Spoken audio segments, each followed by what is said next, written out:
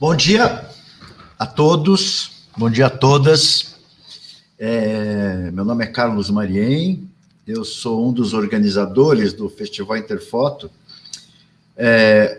O Rodrigo, que vai dar a palestra agora, está subindo um link, então eu vou falar alguma coisa para vocês sobre o festival. Deixa eu encostar essa porta aqui. Pronto, eu estou aqui em Itu, as coisas aqui online são diferentes. Gente, o festival em Itu está desde 2014 que ele começou, né? E esse ano aqui nós estamos fazendo, o ano passado, em 2020, por conta da pandemia, não deu. E aqui a gente está fazendo esse ano aqui, ó, um festival só com fotógrafas mulheres. Foi muito legal. Então, nós temos 4 exposições. Nós vamos estar com a exposição. A gente conseguiu uma resiliência com esse festival. Eu sempre falava que o festival é a festa da fotografia. Esse ano não é motivo para festa, mas é motivo para resiliência e para a gente poder realizar a arte, né, com um pouco de arte, durante esse ano tão difícil que a gente está passando, né? Então, a gente fez esse festival só com mulheres, são 16 mulheres fotógrafas que foi feita uma curadoria pelo Marcos Varanda. Depois, cada uma está lá com 3 fotos, está expondo lá, está muito bacana. O horário está embaixo na tela, vocês podem ver. Depois teve a nossa convocatória, que chama Universos Íntimos.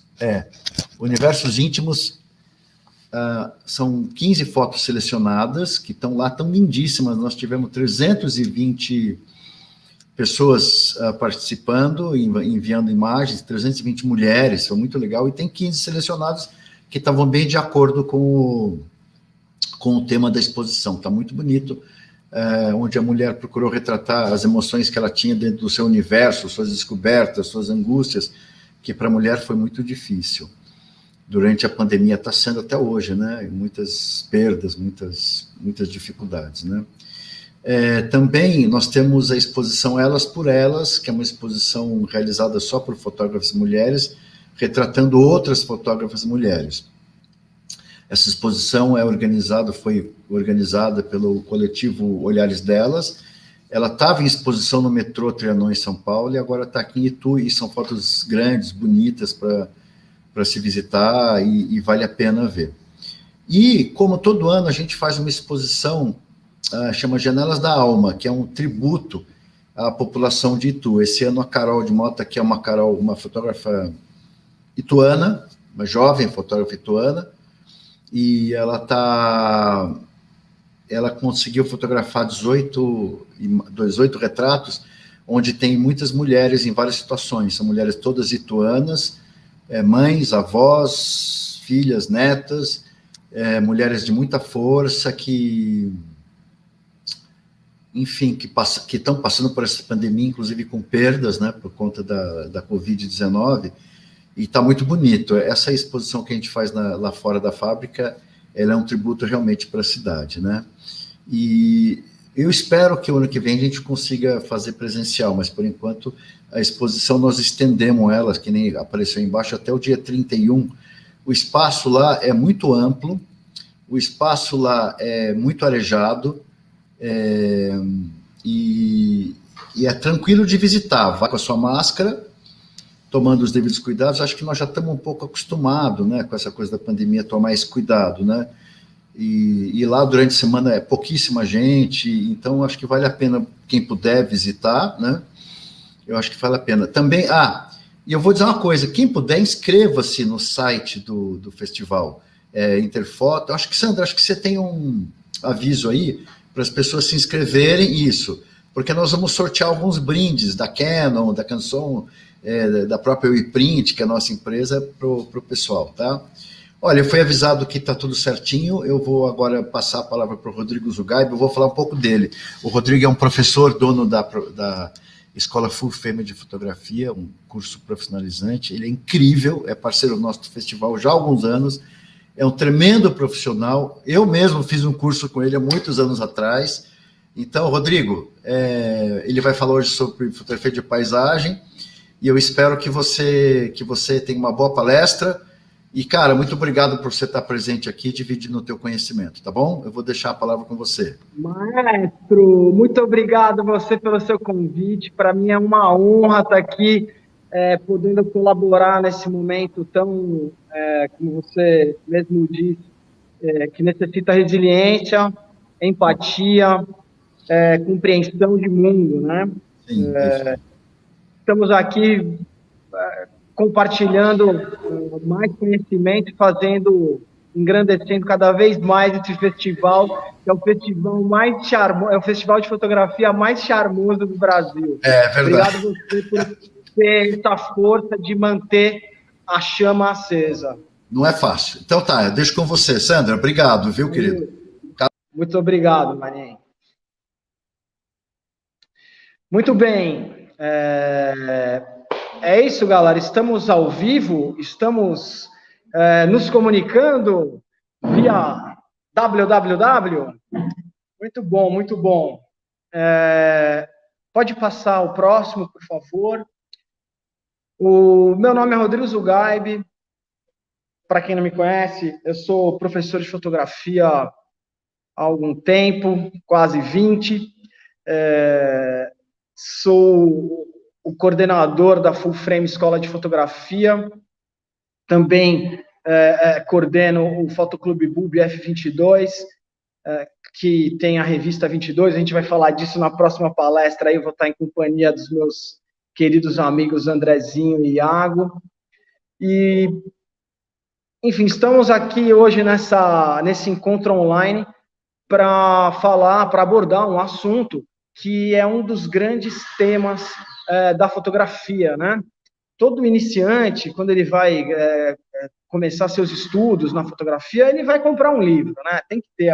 Eu sei que a internet está aí, a gente consegue, enfim, você pode pegar um PDF, você pode ver ele online, mas os livros, eles são as melhores fontes de informação, na minha modesta opinião.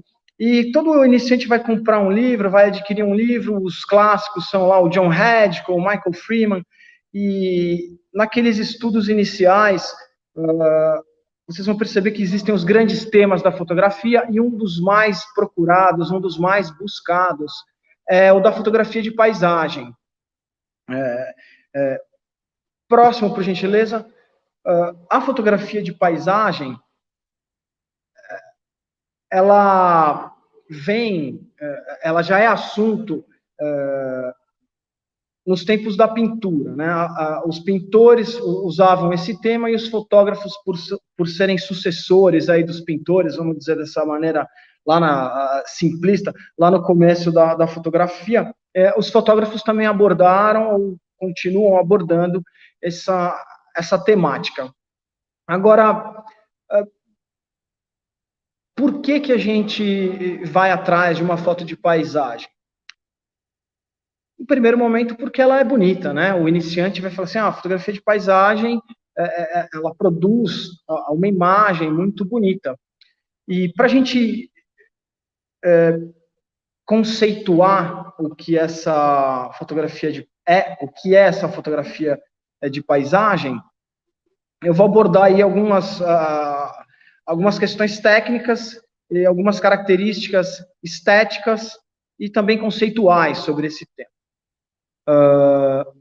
A gente dizer que a fotografia de paisagem é só uma cena da natureza, próximo, por favor, é uma conceituação muito simplista.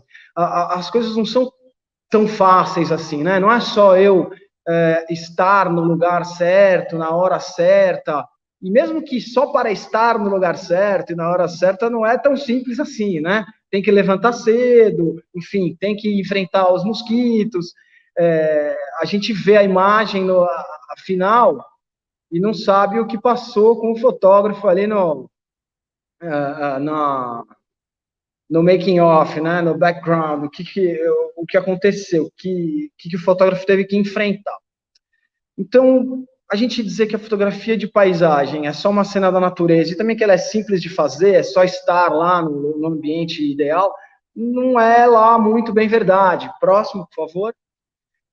O outro lado da história, o outro extremo, é assim, o fotógrafo de paisagem, eu vou me colocar entre esses caras do começo, porque, né, o iniciante, sempre que ele pensa em fotografia de paisagem, ele pensa num meio de comunicação que foi muito importante, continua sendo, mas por ser uma mídia impressa nos anos 70, 80, 90, a National Geographic seria a Vogue dos fotógrafos de paisagem, né? Os fotógrafos de moda almejavam chegar à Vogue aqui no Brasil, enfim, ou mesmo fora do Brasil. Os fotógrafos de paisagem sempre almejaram chegar na National Geographic, que é uma revista importante. Então, eu coloco esse slide, essa informação, porque, sim, é um negócio que aconteceu comigo, né? Quando eu comecei a fotografar, eu falava assim, putz, né, fotografia de paisagem, National Geographic. Próximo. Ótimo, inclusive é um ótimo lugar para você usar como referência de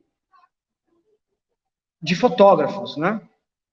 Muito bom. A gente tem um tempo relativamente curto, de 1 hora e pouquinho, então eu vou me concentrar, como eu falei, nessas questões técnicas, que é onde eu consigo ajudar o aluno, o iniciante, enfim, o curioso, no fazer fotográfico, tá? A primeira pergunta que a gente deve se fazer para obter bons resultados nessa fotografia de paisagem é qual é o propósito da foto? O que você vai fazer com essa imagem? A gente tem vários propósitos. Você pode fazer uma imagem para colocar na parede da sua casa, você pode fazer uma imagem para colocar na parede da casa dos seus amigos, você pode usar esse material para vender nas galerias, seja ela online, seja ela física. Você pode construir ensaios e mandar, né, para os editais, enfim. É importante que a gente saiba qual é tenha em mente qual é o objetivo final dessa imagem, ou dessas fotos.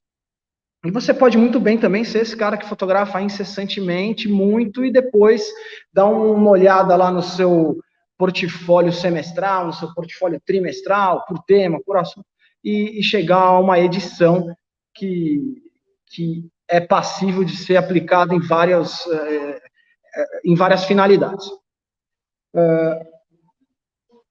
A primeira, quando o fotógrafo se depara com uma cena interessante, que ele considera interessante, ou ele foi fazer uma viagem para fotografar, e essa é uma prática que eu considero importante no fotógrafo que pretende ter um bom portfólio de fotografias de paisagem, manter um calendário de viagens assim estabelecido. Nesse momento está mais chato da gente pensar nisso, é certo, mas o ideal é que você consiga imaginar assim, vou fazer 2 viagens por ano, vou fazer 4, vou fazer viagens curtas, vou fazer viagens longas, vou escolher os meus roteiros pensando no que eu vou produzir de fotografia.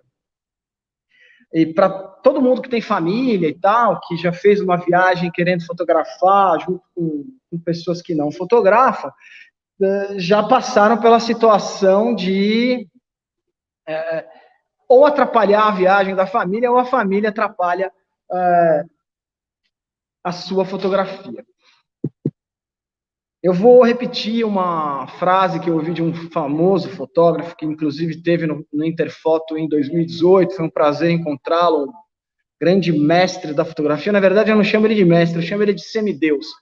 Cristiano Mascaro, já ouvi ele falar algumas vezes que o fotógrafo tem que ser um cara meio egoísta, tem que ser um cara meio individualista. Eu vou atrás da minha fotografia, eu vou atrás das minhas imagens, e esse é o meu propósito quando eu estou fazendo uma viagem dessas.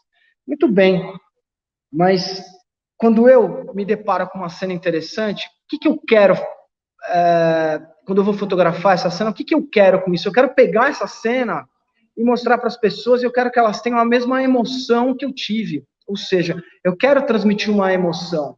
Próxima.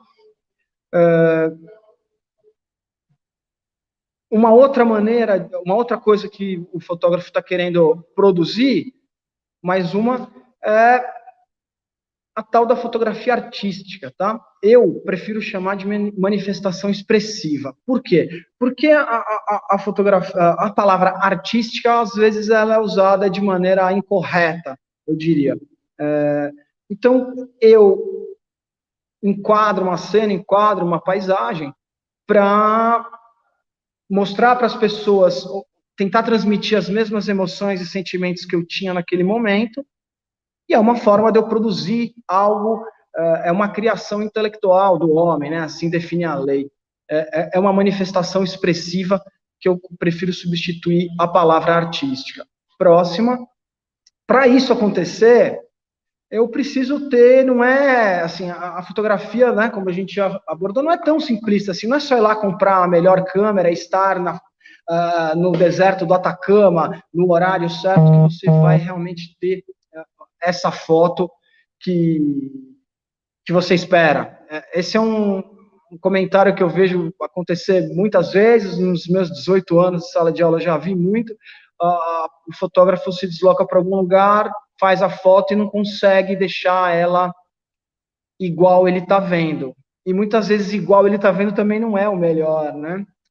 Então, o que a gente precisa para conseguir fazer isso, para conseguir realizar, para conseguir trazer a foto? Cara, conhecimento. Eu preciso ter conhecimento não só do lugar, como eu tenho que ter conhecimento técnico do equipamento, como o clima vai se comportar ali, o dia, a hora. Eu tenho que ter acesso a essas informações. Falando do ponto de vista da fotografia em si, técnica e estética. Não tem como a gente fugir disso.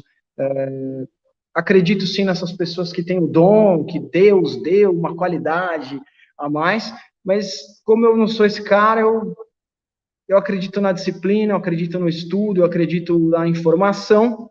Eu vou sugerir que vocês aprendam as técnicas necessárias para se realizar as boas fotos.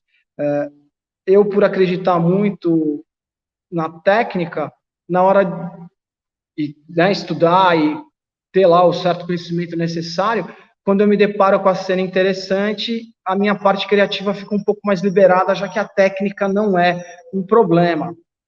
Próxima. O que eu preciso entender como técnica para ter esses bons resultados? Eu tenho que entender que a fotografia é um meio de comunicação. Eu estou me comunicando com o outro. Quem é o outro? O observador. E ele é um ser humano. Esse ser humano ele vai ver a foto, claro, baseado em suas experiências e tal, mas a gente tem um funcionamento de olho, por exemplo, a gente tem um funcionamento do aparato perceptivo e das nossas emoções que é meio que comum à raça, né, à espécie. Muito bem. E eu entender, como eu falei, já para onde vai essa imagem, o que eu pretendo fazer com essa fotografia. Próximo. Eu vou dar início a essa empreitada do conhecimento com vocês, passando brevemente na história do que eu vi de fotografia, do que eu gosto da fotografia de paisagem, o que eu vi quando eu comecei. Existem várias escolas de fotografia, e quando a gente fala escola, jeito de se fazer a fotografia.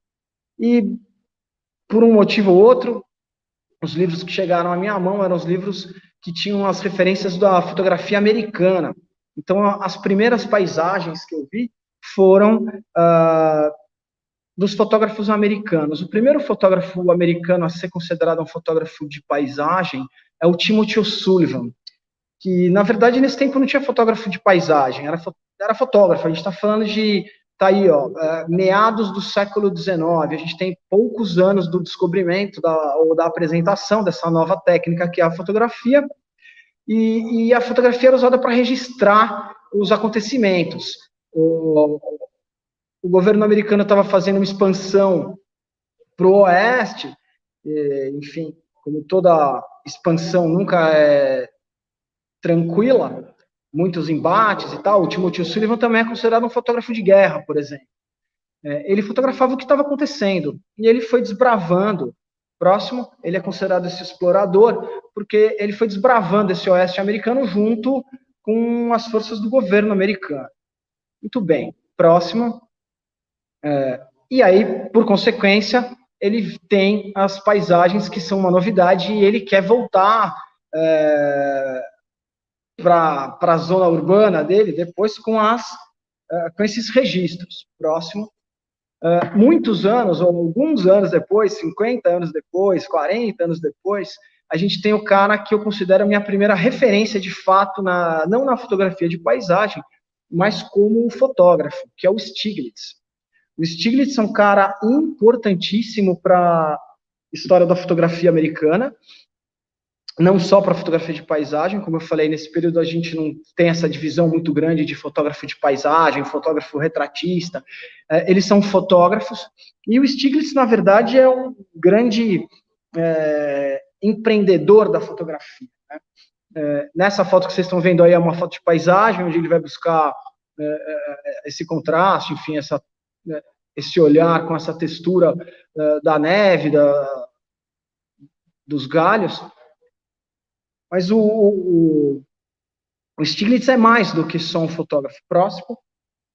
O Stiglitz é o primeiro fotógrafo a colocar fotos no museu. Ele é o primeiro fotógrafo a fazer uma exposição fotográfica. Ele funda uma galeria chamada Galeria 294, na Quinta Avenida, em Nova York, ou seja, ele não é dessa geração da Califórnia. Existem os fotógrafos da Califórnia, existem os fotógrafos ali de Nova York, e o Stiglitz é um cara que mora em Nova York, ele vai estudar na Alemanha, vai estudar engenharia, chega lá na Alemanha, ele tem contato com as artes, ele também pinta nos Estados Unidos, mas ele vai para a Alemanha estudar engenharia e tem contato com os artistas alemães.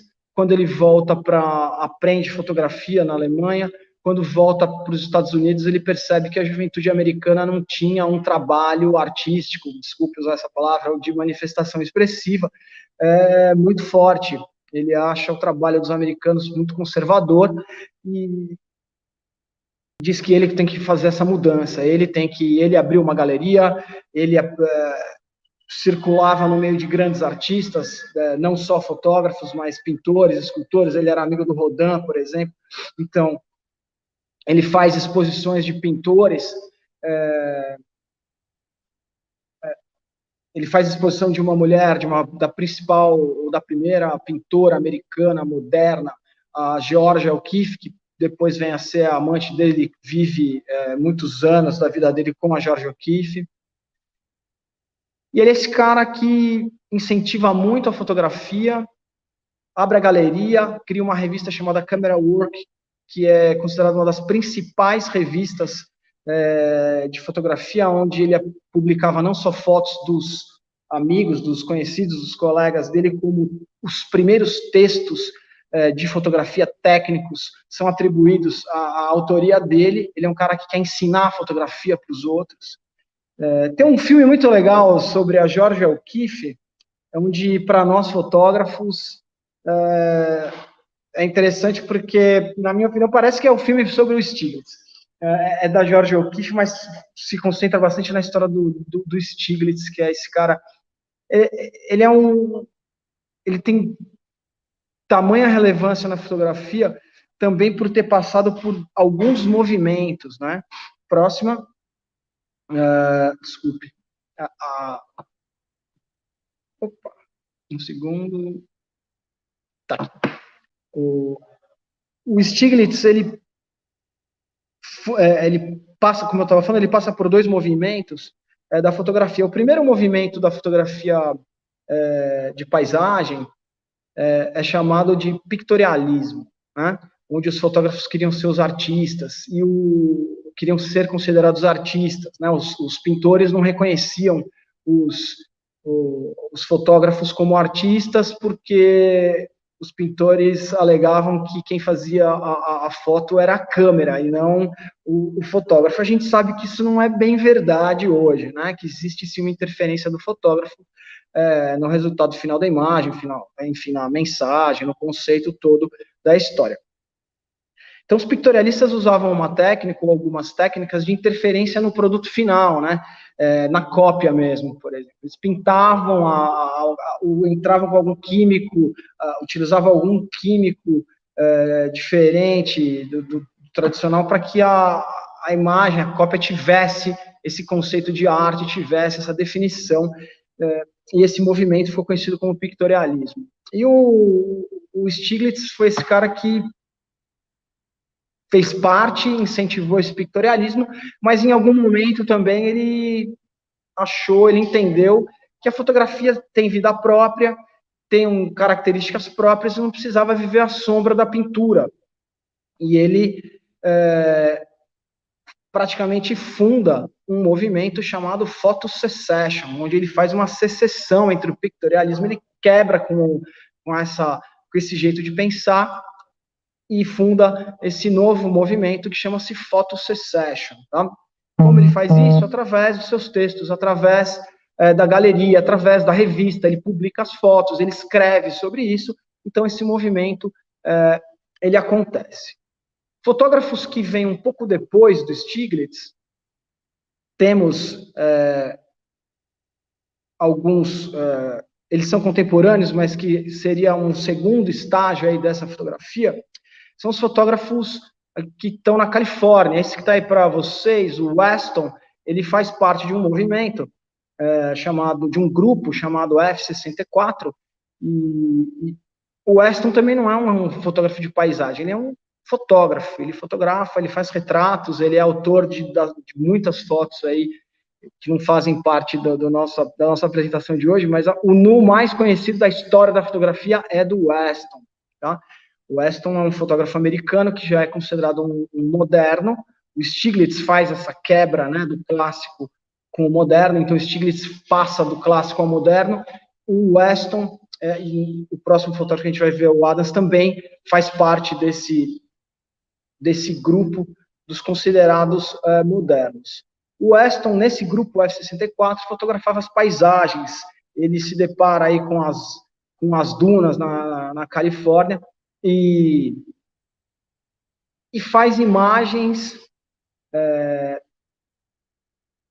Ele trabalha muito a questão do laboratório, preto e branco e tal.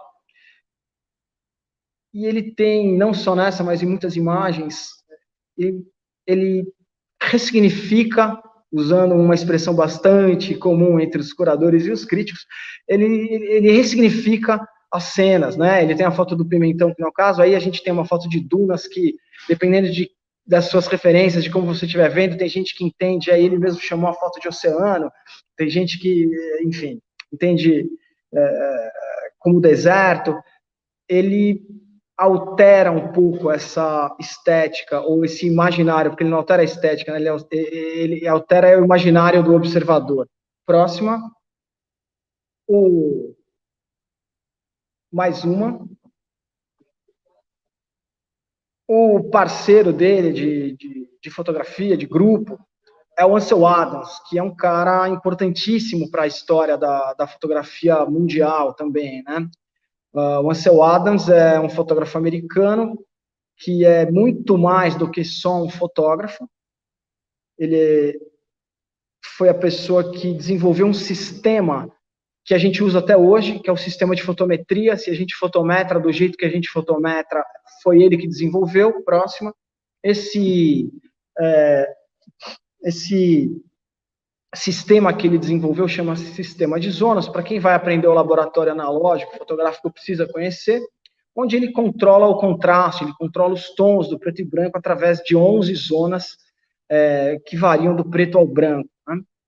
Enfim, vale a pena a leitura. Ele é autor de vários livros, a trilogia essencial do Ansel Adams, A Câmera, o Negativo e a Cópia, e no livro O Negativo ele explica esse sistema de zonas. Então, por mais que você não vá estudar laboratório analógico, você já é um fotógrafo digital e vai permanecer sendo fotógrafo digital, a minha dica é que você compre o livro O Negativo, baixe, enfim, né, como for melhor, porque a informação desse capítulo, o sistema de zonas, é importante, inclusive, para nós fotógrafos digitais. Ele essa explicação faz toda a diferença na hora que a gente estiver fotometrando, e depois, quando você for revelar a sua foto no Lightroom, ou você for fazer o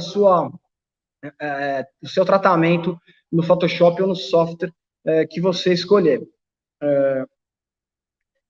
O Adams, ele tem uma curiosidade sobre a vida dele, gosto muito de falar disso, que os fotógrafos, inclusive acho que até hoje, eles não são só simples, a gente não tem uma atividade só, né, na vida.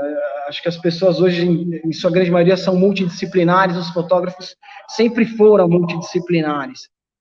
O Adams usava como quintal de sua casa um lugar hoje que é conhecido como Yosemite Park. Mas não era um parque. Ele só ia atrás dessas paisagens que ele pegava o carro dele, colocava aquele monte de equipamento, ele fotografava um equipamento de grande formato, de 8 por 10 polegadas, e ele usava, então, essas paisagens como objeto de suas fotos. Em algum momento, ele percebe que esses lugares que ele vem frequentando começa a ter muita atividade humana, e aí a gente tem a degradação, a gente tem a latinha, a gente tem o churrasco, a gente tem o espetinho, e ele se incomoda com isso. Ele escreve um projeto e, de alguma maneira, ele consegue uma audiência com o governador do estado, da Califórnia, e ele é o o idealizador do projeto do Parque Nacional de Yosemite. Então, o primeiro parque nacional americano foi criado em virtude de uma iniciativa desse cara, do Ansel Adams, que não é só, então, um fotógrafo, né? Ele já tem essa visão de proteção ao meio ambiente que hoje a gente vem passando, e principalmente nesse momento no nosso país, onde a Amazônia vira pasto, né? Enfim, ele já tinha essa visão de proteção ao meio ambiente. Próximo. Ele é o idealizador também de um grupo chamado F64.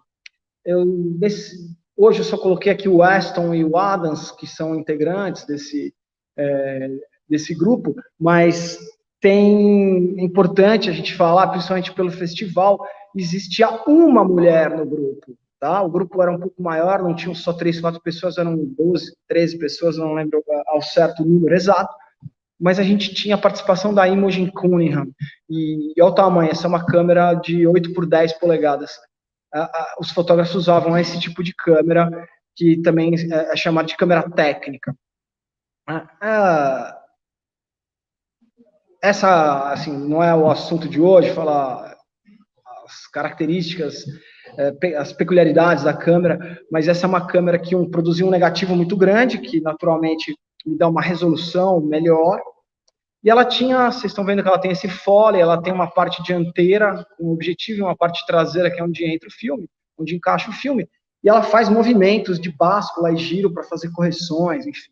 Essa é a câmera que foi utilizada também muito na publicidade aqui. Eu fotografo com 4x5, não tenho 8x10, mas eu tenho 4x5, gosto muito de fotografar com ela, e se um dia você tiver interesse de fotografar com um filme, eu sugiro que você comece com o filme pequeno, 35, avance para o médio formato, e que que desemboque lá na câmera de 4x5, na câmera de grande formato, que é um aprendizado interessante. No grupo F64, eles pregavam o que era considerado a fotografia direta. O que é a fotografia direta?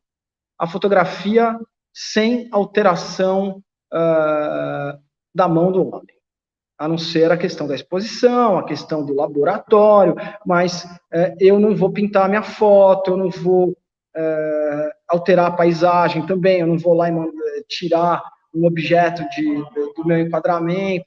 Então, eles eram adeptos, o pessoal do grupo F64, eles eram adeptos desse modus operandi, desse modo de trabalhar que ficou conhecido como a straight photography, ou a fotografia pura. Opa, próximo. Tinha um slide a mais.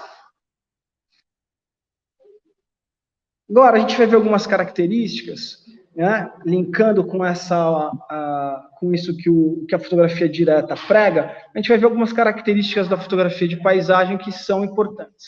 O fotógrafo, ele não interfere na cena, a gente não tem esse poder, né? É uma fotografia que realmente demanda paciência. Eu falo que a câmera fotográfica, ela vira uma máquina de esperar, meu. A gente, quando vai fazer essa foto de paisagem, a gente precisa de ter o conhecimento técnico, a gente precisa ter o conhecimento do local, e a gente precisa ter muita paciência. Eu não vou interferir na cena. Próximo. 2,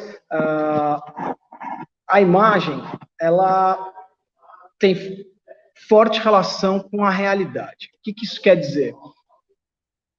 Que hoje, por conta do advento aí do digital, da facilidade, Photoshop, é bastante comum você se deparar com a seguinte situação. Pô, fui até lá, fiz uma foto e o céu não estava muito bonito, não estava azul, estava nublado. E aí o fotógrafo vai e tira esse céu que saiu branco na foto e aplica um céu colorido cheio de nuvens. Aí é uma opinião pessoal que eu vou dar, tá? Para mim isso é um pouco antiético, tá? Para a fotografia de paisagem old school, vamos dizer assim.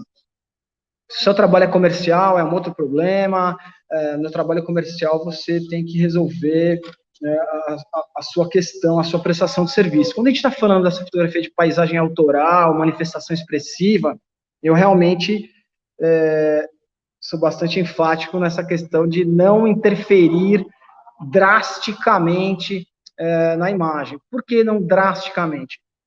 Eu acredito que os ajustes, eles são necessários, é praticamente impossível você não fazer nenhum tipo de ajuste. A sua imagem não vai ficar também 100% se você não fizer um ajuste de contraste, saturação, nitidez. Esses são os ajustes que devem ser feitos na sua imagem digital. Mas a manipulação, ou seja, eu tirar ou acrescentar informações, aí é um pouco que roubar no jogo, né? Essa fotografia de natureza tem uma relação direta com o que eu vejo e como eu vou transmitir isso para o meu observador. Próximo. E tem um consenso aí que todo mundo entende que a fotografia boa de paisagem é do que é o belo, né? A gente já falou disso, de transmitir as emoções, as sensações. Então, características importantes, a gente não interfere, tem relação com a realidade e é uma representação do belo. O que a gente pode interferir um pouco e é quem realmente está no controle é a luz. Eu tenho um argumento sobre o fotógrafo e a luz que já desde sempre eu penso isso, eu falo isso.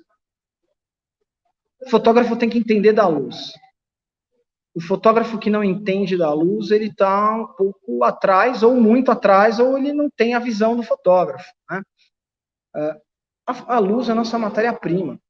Então, seja ela artificial ou natural, a gente tem que dominar, perceber essa luz e saber como essa luz vai ser representada na minha cena, na minha foto, na minha imagem. Próximo. O que essa luz, ela vai...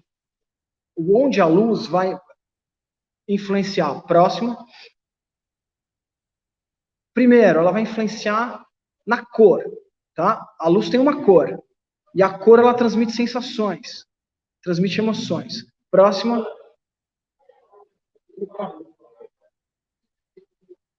A cor, ela transmite um clima, né? O clima do inverno, o clima do verão, enfim. Próxima. Transmite as emoções, como eu já falei. Próxima. Opa. Foi. Desculpem aí a confusão com os slides, gente, deu um problema nos slides, então estou com uma certa diferença aqui. Então, a luz, ela vai controlar a cor, clima e as emoções.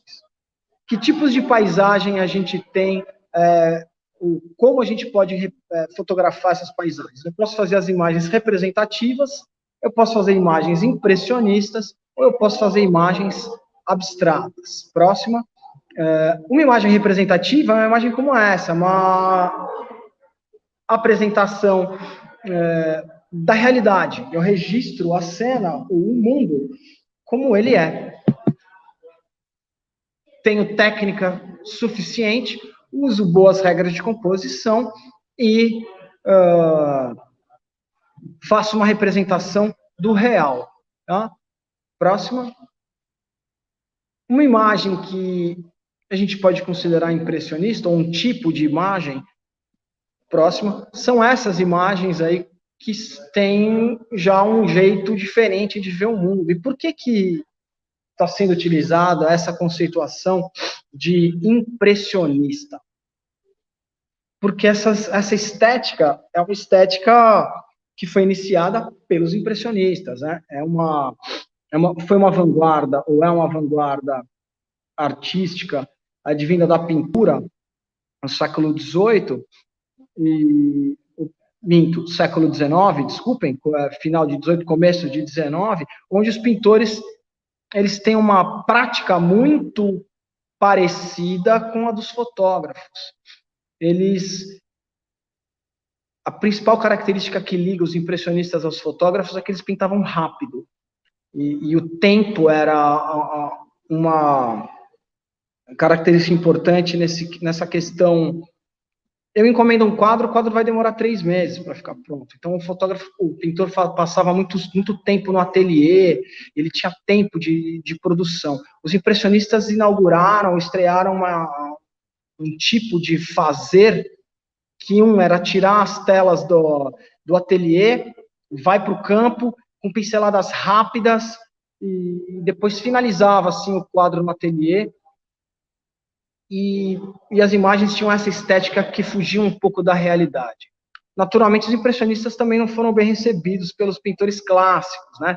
Por isso que eles são considerados modernos. E aí, os impressionistas, eles são os primeira vanguarda artística que recebe os fotógrafos, que recebe bem os fotógrafos, tá? E na fotografia a gente tem técnicas para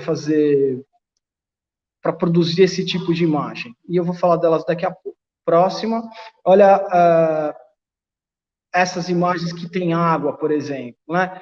Para quem já tem um pouco de experiência na fotografia, sabe, a gente usando velocidades baixas, exposições longas. Volta na anterior, por gentileza. Nessas imagens à direita, nessa imagem à direita, por exemplo, aí tem um movimento de câmera, né? Eu faço um movimento com o tripé da minha câmera durante essa longa exposição. Então, existem algumas técnicas para a gente chegar nesse resultado. Próxima. Pode avançar. E a gente tem também o tipo de fotografia de paisagem que vai mais para o abstracionismo, uma estética um pouco mais abstrata, tá? Aquelas fotos do Weston, por exemplo, tem essa característica. Próxima. Aí a gente tem um jeito bem, assim, sui generis do fotógrafo de enxergar o mundo, utilizando textura, pensando em sombra, enfim, a gente realmente enxerga o mundo de uma maneira diferente. Próxima.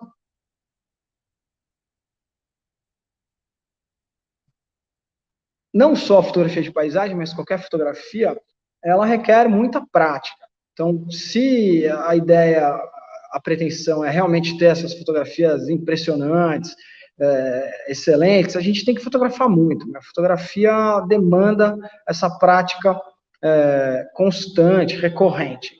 E para eu ter boas fotos da minha viagem, enfim, do lugar que eu escolhi, você deve ir para esse mesmo lugar em diferentes condições de luz, para que você consiga ver a variação tonal e que você também fotografe de pontos de vista diferentes. Hoje, é certo que você dá um Google para ver, você vai fazer sua viagem, tem imagens ilustrando o pacote que você vai comprar, a pessoa que vai te vender, enfim, a referência que você vai usar, já tem imagem desse lugar. O ideal é que você consiga pensar, ver esse mundo diferente também só daquilo que você já viu, seja na internet, seja do grande fotógrafo. Então, demanda um pouco mais de tempo, tá? Próxima. Uma questão técnica importantíssima que não é muito abordada entre os fotógrafos é a temperatura de cor, né? Que na câmera digital hoje a gente chama de white balance. Você ter um bom conhecimento sobre o uso correto da temperatura de cor e o efeito estético que a gente vai ter na imagem é importantíssimo. Próximo. E também, como eu falei, ter enquadramentos um pouco fora aí do que você já achou nas referências. Aquela foi a maneira que aquele fotógrafo viu o lugar, e você vai procurar a sua maneira de ver próxima, e, naturalmente, utilizar e conhecer as regras de composição. E, por fim, próxima, nessa questão prática, você tem que se entender com a sua câmera, tá? Você tem que ter uma boa relação com o seu equipamento. Quais são aí os tipos de paisagem ou de situações que são consideradas as belas fotografias e o que impressiona as pessoas? Primeiro é o nascer do sol e o pôr do sol, né? Esses são momentos que realmente produzem boas imagens. Eu tenho uma certa experiência nessa fotografia de nascer do sol, né? Faço minhas viagens frequentes, e essa escolha da fotografia do nascer do sol, ela está assim, apoiada nessa questão da grande gama de possibilidades que a gente tem num período de espaço muito curto. Eu chegando para fazer uma foto de nascer do sol, por exemplo, eu vou chegar às 4:30 da manhã, 4 da manhã, eu ainda consigo fotografar à noite, e pego a variação tonal que vem do azul para o amarelo, quando os primeiros raios de luz surgem no horizonte, até o nascer do sol, que a gente vai ter essa luz bem amarela, e a gente vai ter o solzinho redondinho. Na maioria das vezes a gente tem o solzinho redondinho no horizonte. Acontece de, às vezes, não ter. Eu mesmo tive agora na Chapada dos Veadeiros, 15 dias atrás, e o sol, no dia que eu subi lá no morro, enfim, no horário, no dia certo, o sol nasceu um pouco mais tarde, porque tinha uma certa nebulosidade no horizonte. Acontece também, e aí é um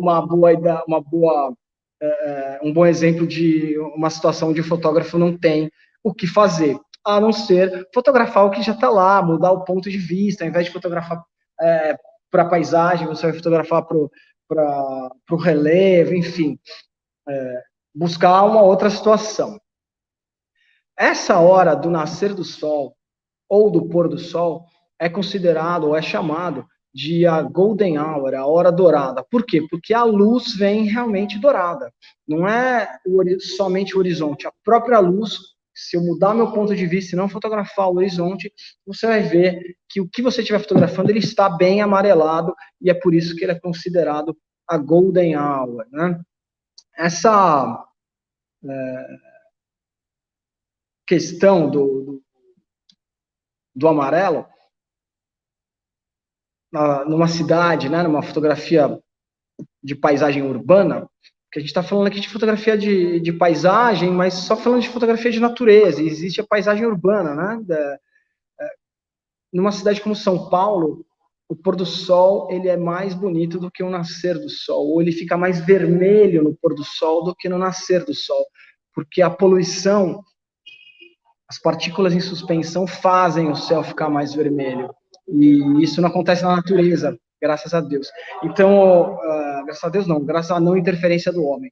Então, o nascer e o pôr do sol têm tonalidades muito parecidas na natureza, numa cidade fora desses centros urbanos. Nos centros urbanos, que tem mais concentração humana, a gente vai ter um pôr do sol mais vermelho do que o nascer do sol.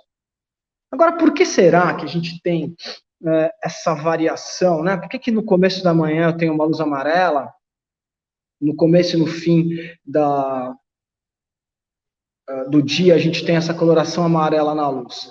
Precisa de conhecimento do white balance, na verdade, da teoria da temperatura de cor. Vale uma clicada aí, vale procurar informação sobre temperatura de cor. É uma informação, é uma explicação que é bastante técnica e aprofundada. Preciso de mais tempo para falar sobre isso. Resumindo, é porque os comprimentos de onda do amarelo e do vermelho, eles são mais longos que os comprimentos de onda do azul e do verde, e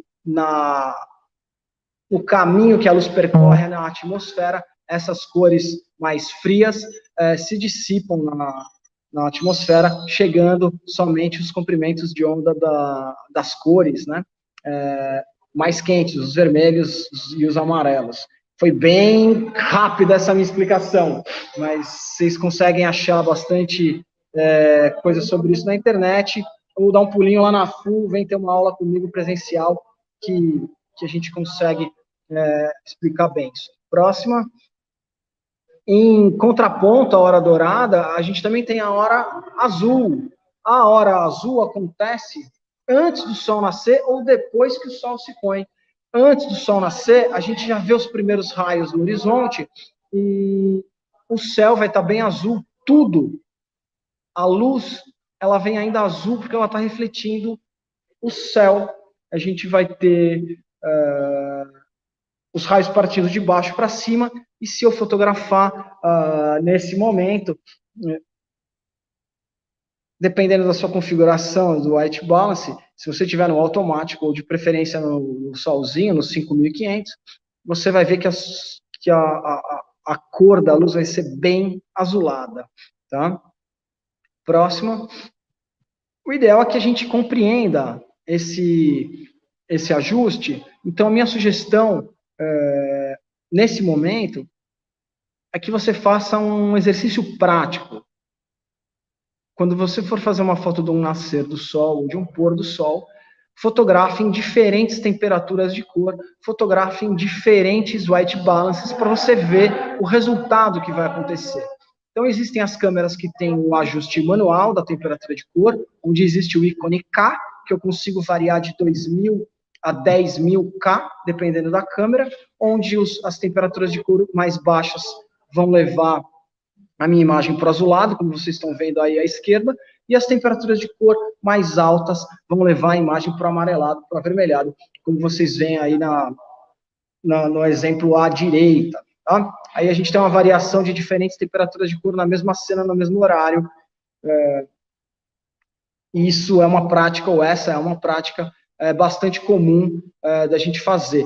Naturalmente, a hora que você entender quais são as temperaturas de cor que você deve usar nas diferentes condições e horários, você já vai usar a temperatura que você considera correta. Próximo.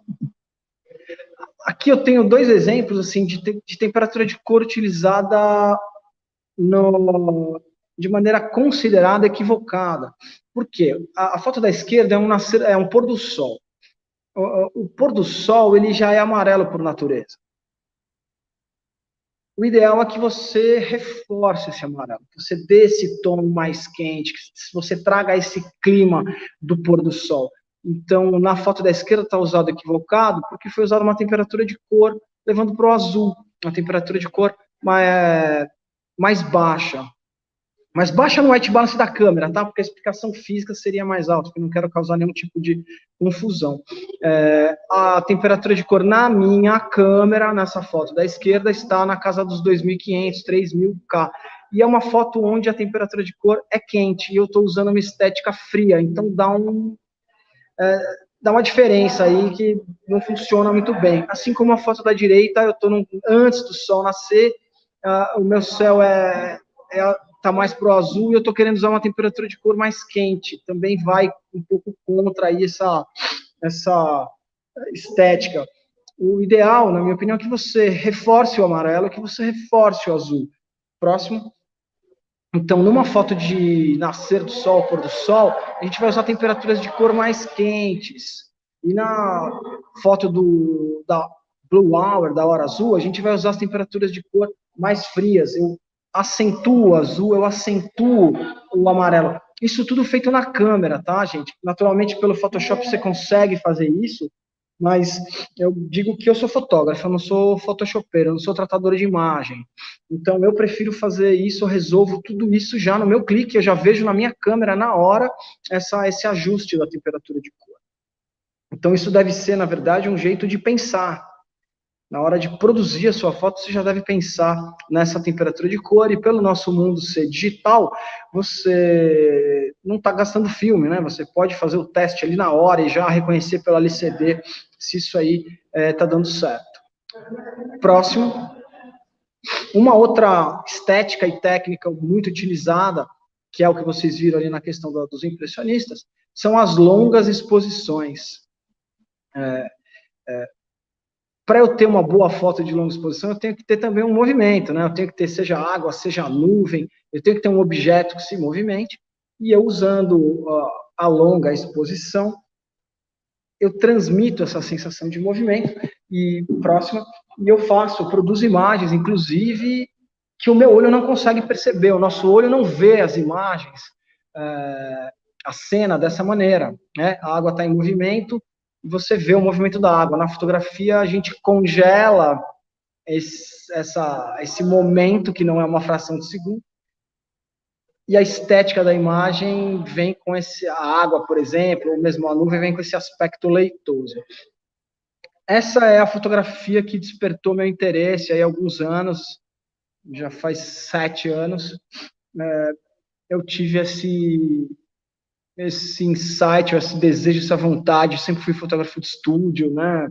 Cresci, a minha carreira fotográfica comercial é toda dentro do estúdio, e em algum momento me despertou esse desejo da fotografia de paisagem, e eu fui para essa linha da longa exposição. Quem quiser conhecer minhas fotos, essas fotos que vocês estão vendo aqui na apresentação não são minhas. Quero, inclusive, agradecer o Júlio Bonfim, professor da escola, que me ajudou na montagem da apresentação. Os argumentos técnicos são baseados no meu conhecimento, enfim, no meu estudo, mas as fotos não são fotos de banco de imagens. Se vocês quiserem conhecer minhas fotos, elas estão lá no perfil do Instagram, @R por extenso, _Z por extenso, ERRE, _ZE. Tem lá algumas fotos de paisagem, tem as fotos das longas exposições, e eu acabei, não vou dizer me especializando, mas enfim, eu tenho praticado bastante exposições bastante longas com as câmeras digitais. Quando a gente fala de exposição longa, as pessoas pensam nos 30 segundos, 30 segundos, naturalmente, já me dá um bom resultado aí de longa exposição, mas a minha exposição mais longa, foi o que minha câmera aguentou, foi de 2 horas, tá? É isso mesmo, 2 horas com o obturador aberto e captando a luz dessa cena. Eu faço fotos de cachoeiras na madrugada. Na verdade, faço fotos de cachoeiras, não é um exagero, eu fiz 3 até agora, mas já fiz muita foto de céu, de estrela, enfim, essas longas exposições. Essa última viagem que eu fiz agora, recente, eu fiz uma de 30 minutos, porque não deu tempo, demorei para chegar no alto do morro, o sol ia nascer, ia acabar estragando a minha exposição, então eu fiz uma de meia hora. Mas as exposições, uma foto dessa da esquerda aí, né, provavelmente com 30 segundos, 1 minuto no máximo, você já consegue esse aspecto leitoso que você vê na queda da água. Nas fotos de nuvem, você precisa de um pouco mais de exposição, porque elas se movimentam mais devagar, né, você precisa de mais tempo expondo. Então, talvez só com a câmera, nos 30 segundos, você não consiga o resultado que você queira. Próximo. Para se fazer essas fotos da cachoeira, desculpa, eu fiquei falando da foto da esquerda, da foto da direita, não tinha passado o slide. Na foto da esquerda é a cachoeira, a foto da direita da nuvem, agora que eu vi, desculpa. Próxima. Para conseguir essas longuíssimas exposições, o ideal é que você tenha um filtro chamado ND, o filtro de densidade neutra. Esse filtro ele nos ajuda a fazer as longas exposições durante o dia. Para se fotografar uma cachoeira, você está num lugar que tem, por exemplo, o sol batendo na cachoeira, você não vai conseguir uma exposição abaixo de velocidade 30, de velocidade 60, e você não vai conseguir fazer essa longa. Então, a gente usa filtros para cortar esse excesso ou essa quantidade de luz. O filtro ND ele funciona meio que como um óculos escuro, né? Ele não vai escurecer as imagens, porque eu vou fazer a exposição com a fotometria correta, que eu já sei, só que ela vai me dar condição de usar uma velocidade, um tempo de exposição mais longo, né? Num dia ensolarado, batendo esse filtro que está aí na imagem é um filtro variável, ele varia de 1 a 9 stops. Então, quando eu vou fazer uma foto dessa de cachoeira com o sol batendo na água, nas pedras, eu coloco esse filtro e eu consigo variar o quanto eu quero mais escuro, e normalmente eu trabalho no mais escuro, que vai me deixar o maior tempo de exposição possível, e consegue-se coisa de 1 segundo, às vezes 2 segundos, o que já gera o efeito do véu da noiva. Se não tiver o sol batendo na cachoeira, eu consigo exposições de minutos, por exemplo. Tá? Então, o filtro ND é um filtro muito utilizado pelo fotógrafo de paisagem, principalmente pelo fotógrafo para fazer as fotos de cachoeira, onde você quer o resultado do véu da noiva, ou você quer ver as nuvens em movimento, enfim. Uma boa dica, de filtro de ND é que você compra um filtro de boa qualidade. Tá? Existem os filtros muito baratos que podem alterar a temperatura de cor, que podem alterar algumas questões estéticas que você não deseja. Então, as boas marcas, Hoya, Hoya, Lee, são bons filtros para você adquirir. Naturalmente, são um pouquinho mais claros. Uma sugestão, se você não pode comprar um filtro variável, vai comprar um filtro fixo, compra o mais escuro. Tá? Os filtros muito claros, eles acabam não tendo muita finalidade, porque não vai te cortar tanto assim a luz, você não vai conseguir fazer uma exposição tão longa. É possível somar filtros, colocar um na frente do outro. Agora, a minha experiência diz, coloque no máximo 2, tá? 3 já começa a ter, pode começar a aparecer alguma aberração ótica na sua imagem. Próximo, um segundo filtro que o fotógrafo de paisagem usa é o polarizador. O filtro polarizador é aquele que satura mais ou menos as cores, né? Então, a gente vê aí na imagem do meio, o céu está polarizado, também é um filtro que tem 2 fases, né? Tem 2 partes. Eu coloco ele no objetivo e tem uma parte frontal que eu giro e eu saturo mais ou eu saturo menos. Ou eu também posso trabalhar o reflexo na água. Eu tenho um reflexo de vegetação num rio, num lago, eu consigo fazer esse reflexo aparecer mais ou esse reflexo aparecer menos. Eu polarizo a luz quando eu giro o anel do filtro e eu saturo mais ou eu saturo menos a cor, ou eu apresento mais ou apresento menos o reflexo da água.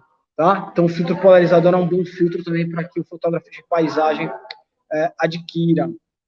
Próximo. Olha aí as imagens à esquerda, onde eu tenho um céu mais azul e um céu menos azul, sem polarizador.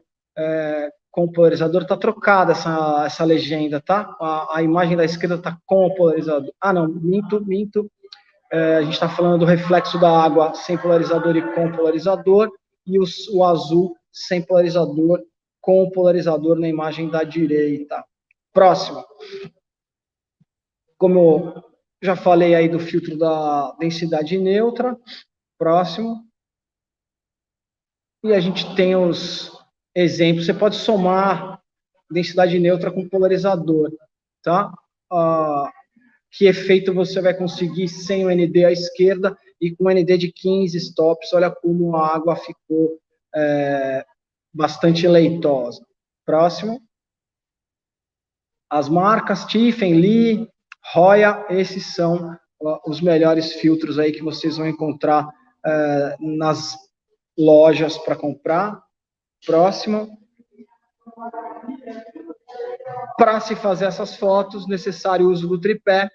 E aí também mais uma dica compre um tripé bom, meu amigo. Não use o tripé de plástico, não use o tripé muito vagabundo, porque ele vai interferir no resultado final, no sentido da vibração, né? Os tripés que não têm muita estabilidade, eles vão vibrar um pouco e vai aparecer esse tremido na sua imagem. Os tripés mais utilizados aqui no Brasil, de boa qualidade, são os Manfrotto, esse tripé italiano que se divide aí em cabeça e tripé, enfim.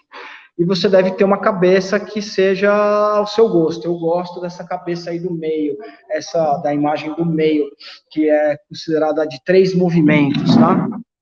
Onde eu tenho 3 alavancas, 3 manivelas, que eu uso para posicionar, para posicionar minha câmera para eu fazer meu enquadramento. Uma dica importante é que quando você estiver usando o tripé, você desligue, se a sua objetiva tiver um estabilizador de imagem, você desligar esse estabilizador, porque como a câmera está estabilizada no tripé, a câmera faz um movimento leve de vibração no sensor, se o estabilizador estiver ligado, e isso pode aparecer na sua fotografia também. Então, um bom tripé com o estabilizador da objetiva desligado. Próxima. Por fim, a gente tem um planejamento da sua viagem, da sua expedição, da sua empreitada fotográfica, é importantíssimo. Então, quer dizer, eu tenho que conhecer técnica, eu tenho que conhecer as técnicas de composição, as regras de composição, eu tenho que ter um equipamento minimamente qualificado. Para isso, você precisa, então, seja uma objetiva grande angular, você tem que ter os filtros, você tem que ter um bom tripé, se você vai fazer as exposições acima dos 30 segundos, você precisa ter um disparador da câmera para você conseguir deixar o obturador aberto pelo tempo que você quiser. E, por fim, você tem que planejar a sua viagem para que tudo dê certo. E, mesmo assim, em se tratando de natureza, as coisas ainda podem ter uma certa variação. Primeiro, eu vou viajar, eu já tenho que ter em mente um roteiro aí de fotos que eu quero ter. Para isso eu tenho que estudar o lugar, eu tenho que me informar, eu vou falar com quem já foi, eu vou ver entrevista, eu vou realmente buscar essa informação na internet, não vamos fingir que ninguém vai buscar na internet? Vamos buscar na internet, busque as fontes confiáveis. Para eu conseguir realizar isso, quanto é que vai dar, né? Porque eu vou ter que contratar um guia, sugiro, contratem os guias locais, eles vão sempre ajudar muito a gente, eles têm esse conhecimento, ele vai te dizer qual é o ponto que tem, sei lá, o melhor mirante, né? Seus equipamentos, locações. Que época do ano vai ser essa? O que a gente vai ter de resultado final naquela época do ano? Por que eu viajo todo ano para Chapada dos Veadeiros em julho? Claro, tem a alta temporada, férias no Brasil e tal, mas lá é considerado alta temporada porque em julho não chove, então são tantos dias, 2 meses sem cair uma gota do céu. Eu sempre vou para lá e passo uma semana. Eu nunca peguei chuva em julho lá na Chapada dos Veadeiros. E olha que eu vou para lá desde 1998. Todo esse tempo já fui umas 10, 12 vezes e nunca peguei um dia de chuva no mês de julho. Então, no inverno do Brasil, lá é um ótimo momento para se fotografar. Inclusive, os dias são lindos, o céu está sempre azul, e eu consigo trazer as fotos que eu já trazer para São Paulo, as fotos que eu planejei. Independente da viagem que você for fazer, pense o destino que você tem, você pensar se existe algum evento no lugar que possa atrapalhar as suas fotos, ou que possa, inclusive, ser objeto ou mote de mais fotos, né? E, por fim, a edição, quando eu falo edição, não é o tratamento, mas quando você voltar, você realmente realizar uma edição com aquele propósito no começo do nosso encontro. Você fala, olha, Ben, eu vou fazer essa edição pensando nesse assunto aqui. Porque numa viagem dessas você tem muitos assuntos, muitas coisas para se fotografar, e depois a gente vai recortando isso, vai colocando nos seus devidos lugares. E, por fim, a gente tem que pensar também nesses riscos, pensando ainda mais aqui no Brasil, essa questão, seja o assalto, seja, enfim, o que pode acontecer se você precisa, tá? É necessário, então, que você fique atento a isso. Um bom planejamento faz diferença, seja na sua foto da paisagem urbana ou natural, né? Eu realmente estou bem focado nessa apresentação do natural, porque é o que eu mais gosto de fazer, mas existem sim as fotos de paisagem urbana. Você pode querer conhecer Tóquio, por exemplo, e fazer fotos de paisagem e pensar em todo esse roteiro, em todo esse planejamento que na minha opinião, fundamental para o bom resultado, para o sucesso da sua produção. Nossa, muito bem.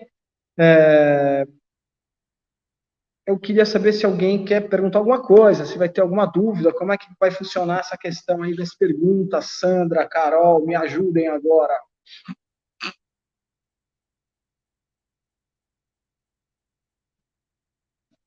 Temos alguma troca com quem está assistindo? Muito bom. Queria deixar aqui o meu abraço ao Marienho, quero deixar aqui meu agradecimento à equipe da FU, que sempre me ajuda muito, ao pessoal do BULB, que é esse grupo que me apoia, a gente se apoia muito em produção fotográfica, e agradecer ao Marienho a força dele de manter esse festival vivo, que é na minha opinião, o festival de fotografia mais charmoso aí do Brasil no momento. E quem puder dar um pulo nas exposições que estão acontecendo lá na Fábrica São Luís, vão visitar, vão prestigiar, né, sempre com segurança, álcool gel, máscara e distanciamento físico, mas prestigiar os artistas que lá estão, principalmente nesse momento que as artes vêm sendo um pouco reprimidas, e o artista é sempre esse cara que fala do seu tempo, que se manifesta e que transmite aí informações para todos. Foi um prazer estar aqui com vocês. Desculpe aí essa questão online, para mim também é uma novidade. Eu realmente sou adepto do mundo presencial. Espero que ano que vem que estejamos todos em Itu, presencialmente, para a gente poder dar um abraço, vacinados, para que a gente possa dar um abraço coletivo e participar dessa festa da fotografia, essa celebração à vida que o Marienho já nos proporcionou há algum tempo e nos proporcionou hoje. Eu quero agradecer, então, a todos, a equipe que me ajudou aí na transmissão do vídeo, a todos que estão assistindo, a equipe da FU e a organização do Interfoto Itu. E, por fim, eu não tenho como deixar de me manifestar. Vacina sim, Bolsonaro não.